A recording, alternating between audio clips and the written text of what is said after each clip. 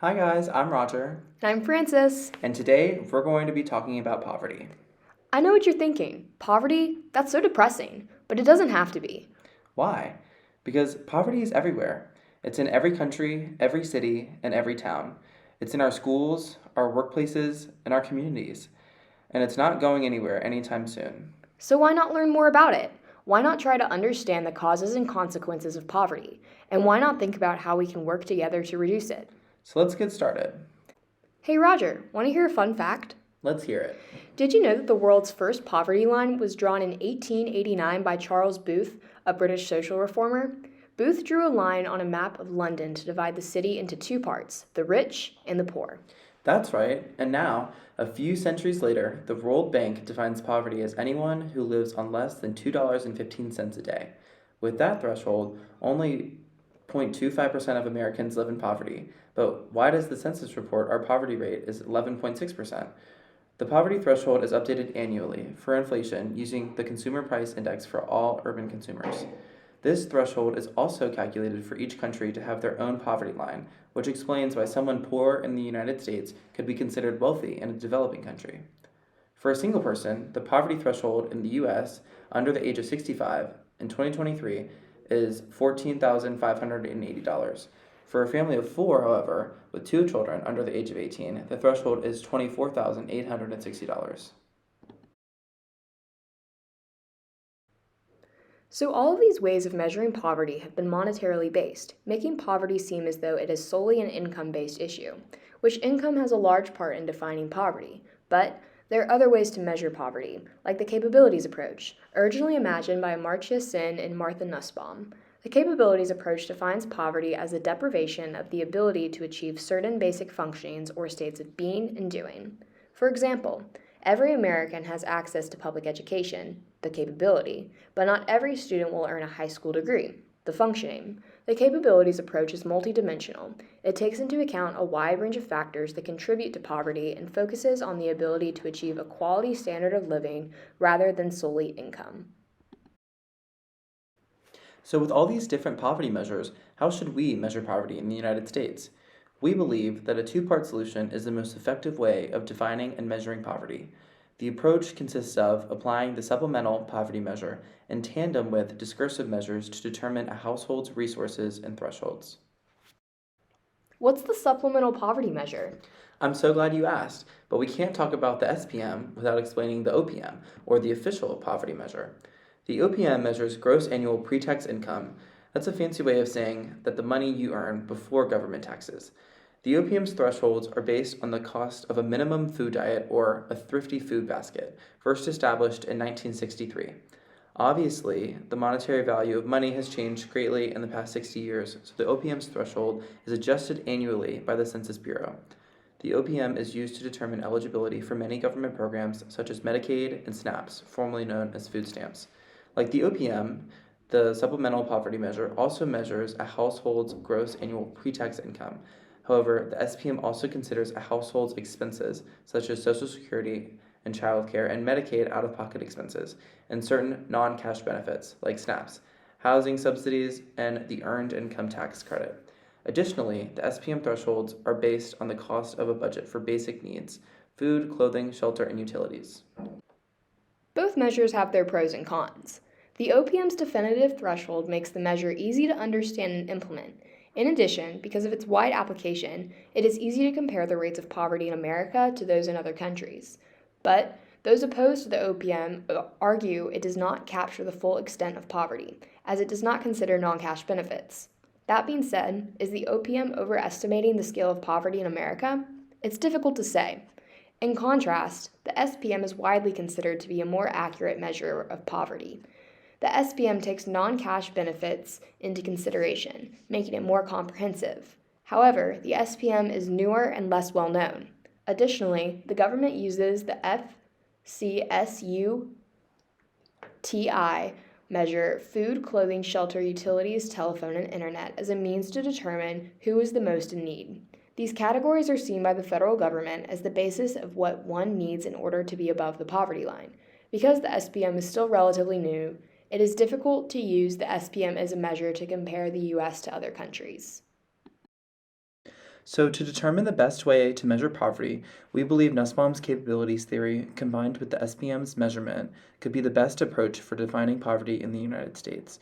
Nussbaum discusses the idea of discursive measures in her work quite extensively, but it can be defined as simply being the passing from one topic to another, usually in an unmethodical way, digressive philosophy of or relating to knowledge obtained by reason and argument rather than intuition.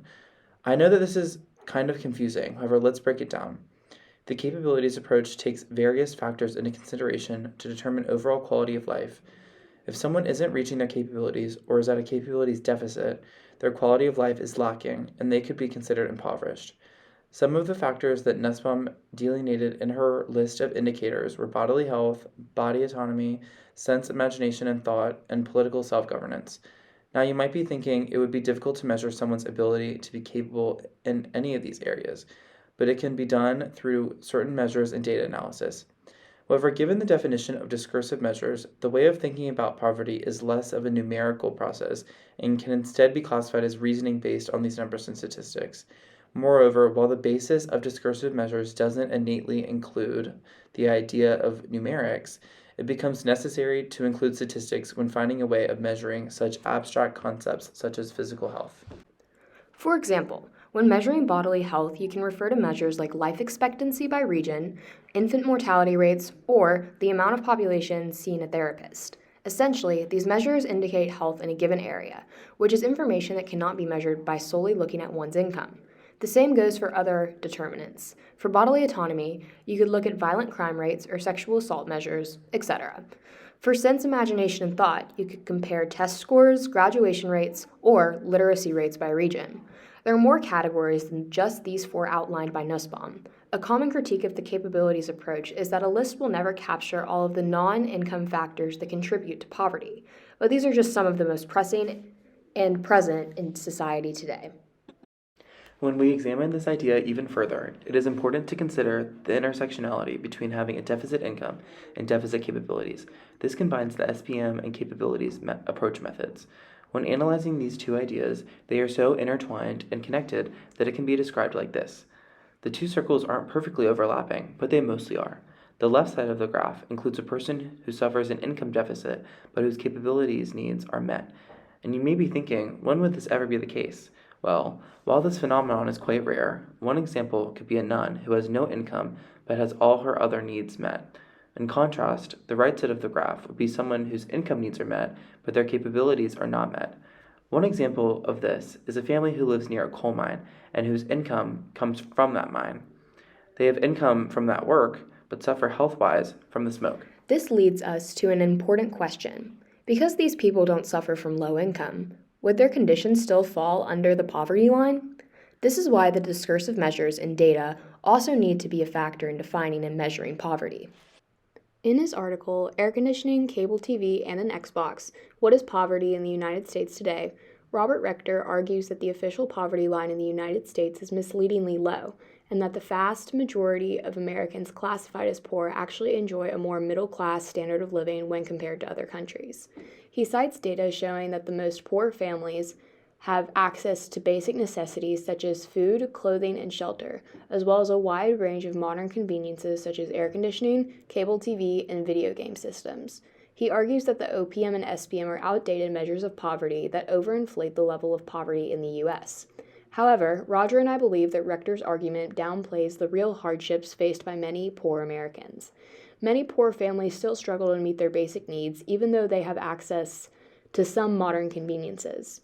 Rector's definition of poverty is too narrow and does not take into account the non-material cost of poverty, such as social isolation, stress, or the other categories outlined earlier by Nussbaum's theory.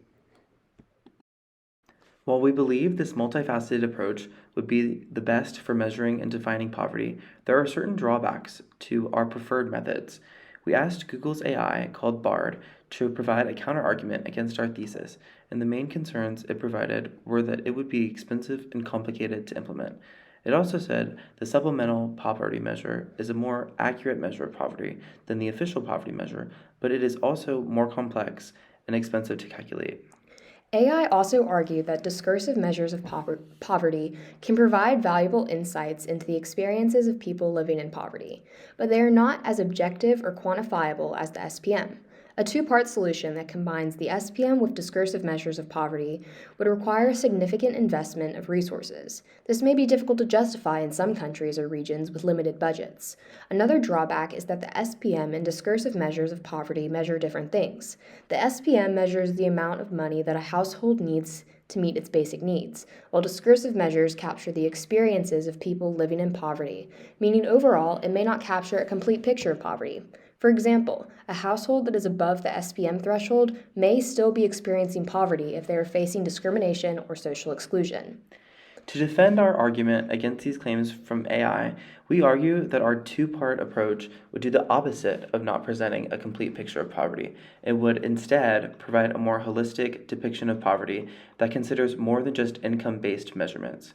Moreover, we also acknowledge our recommended approach to defining and measuring poverty would be expensive, but we believe it would be a worthy investment that the government should take into consideration. To recap, we believe implementing the SPM in conjunction with discursive measures is the best way to define and measure poverty. While difficult to implement, the future of poverty in America depends on our legislation being willing to make decisions that could be considered unpopular, but ultimately help the greater good. In order to combat poverty in the United States, we first need an accurate way to measure it. And with that being said, thanks for joining us. We hope you learned something new, and see y'all next time.